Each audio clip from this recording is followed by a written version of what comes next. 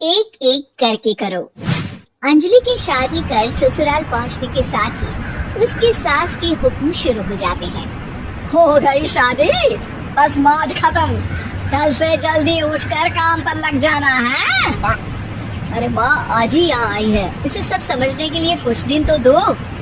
मेरे और बहू के बीच की बात है, तू घर के मामले में ना बोलियो।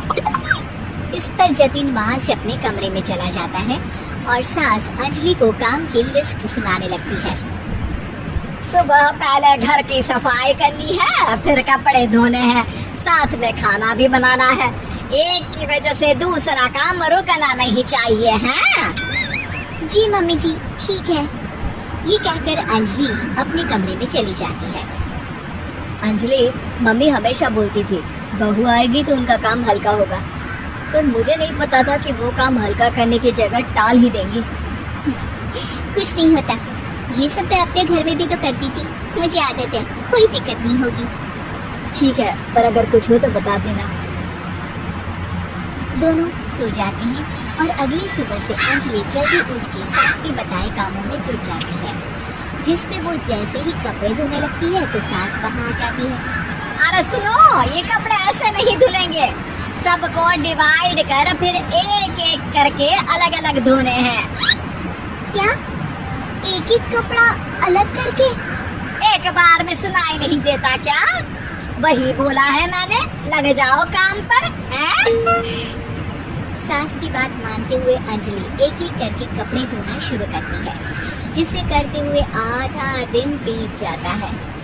अरे रे, सुबह से कब दोपहर हो गई पता ही नहीं चला, अभी तो खाना भी बनाना है।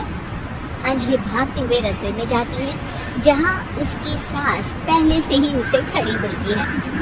खाना बना लेना, देखो पहले पकोड़े तल दो और एक एक पकोड़े अलग अलग तलना, नहीं तो कोई कच्चा कोई पक्का रह जाता है।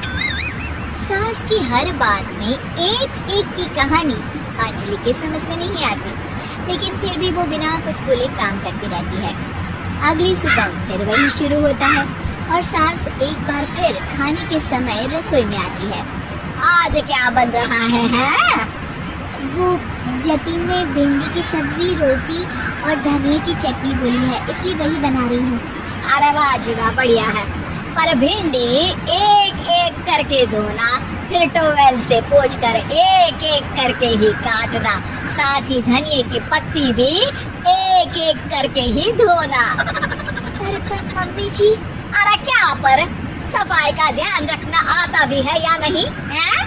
मैं ये सब सबकी हेल्थ के लिए ही तो कर रही हूँ ना, और तुम अर्रा पर्रा करती रहती हो हैं? सास की बातें सुन अंजलि हैरान रह जाती है। मैं तो सिर्फ सोचती थी कि जानबूझकर मेरा काम बढ़ाने के लिए ये सब करती है, पर ये तो काम बढ़ाने के साथ परेशान भी करना चाहती है। मैंने इनकी कौन सी बहस खोल दी जो इतनी दुश्मनी निकाल रही है? अब क्या करूं? अब अंजलि सास की बातों और हरकतों के बीच फंस जाती है। काम के लिए मना भी नहीं कर सकती, नहीं तो जाने कौन सा ड्रामा खड़ा कर दे। पर अंजलि तुझे कुछ तो करना पड़ेगा। इतनी देर में जतिन भी वहाँ आ जाता है। अरे कौन ड्रामा खड़ा कर रहा है और क्या करना पड़ेगा? जतिन की बात सुन अंजलि सोच में पड़ जाती है। इन्हें सच बताऊं या नहीं? पर अगर ये गुस्सा हो गए तो? वैसे भी अपनी माँ से बहुत प्यार करते हैं, फिर उनके खिलाफ कुछ सुन कैसे लेंगी? अंजलि ये सब सोच ही रही होती है कि जतिन फिर बोलता है। अरे क्या हुआ, कहाँ खो गई? अरे नहीं कुछ नहीं, वो मैं टीवी सीरियल के बारे में सोच रही थी। यहाँ और कौन ड्रामा करेगा? अरे तुम भी ना, चलो मैं चलता हूँ। इसके बाद कुछ दिनों तक अंजलि सास को सबक सिखाने के लिए अलग अलग प्लान सोचती रहती है, पर उसे सास के एक एक करके काम करवाने की आदत बंद करने का कोई तोड़ नहीं मिलता।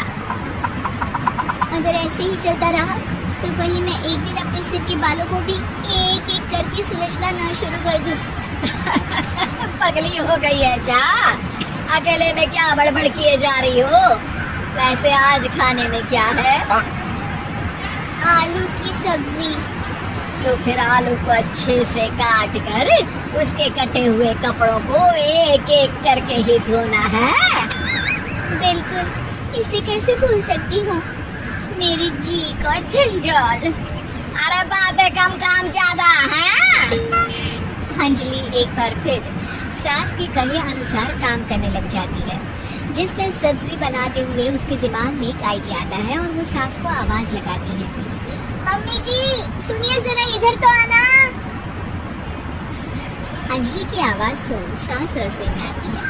अरे क्या हुआ, क्यों गला फाड़ कर चिल्ला रही हो? कुछ नहीं, वो सुबह कपड़े धोने की जल्दी में नहाई नहीं थी और अब शाम की पूजा भी करनी है, तो आप जरा सब्जी देख लीजिए ना, तब तक मैं नहा कर आती हूँ। अंजलि सास को रसोई में छोड़कर नहाने चली जाती है। इसी तरह देखते देखते 4 घंटे बीत जाते हैं, लेकिन अंजलि बाथरूम से बाहर ही नहीं निकलती, जिसे देख सास उसे आवाज लगाती है। अरे बाथरूम में ही समाधि लगा ली क्या? यहाँ सब्जी बनकर ठंडी भी हो गई और अभी तक तेरा नहाना खत्म नहीं हुआ। मम्मी जी जैसे आप कहती हैं ना, मैं वैसे ही एक एक करके अपने बाल शैम्पू कर रही हूँ। तो अभी 3 घंटे और लगेंगे, तब तक काम और जतिन को खाना सर्व करना आप संभाल लेना। इस तरह अपने नहले पर बहू का दहला देख सास शॉक्ड रह जाती है, जिसके बाद से घर में एक एक करके करने का आलाप बंद हो जाता है।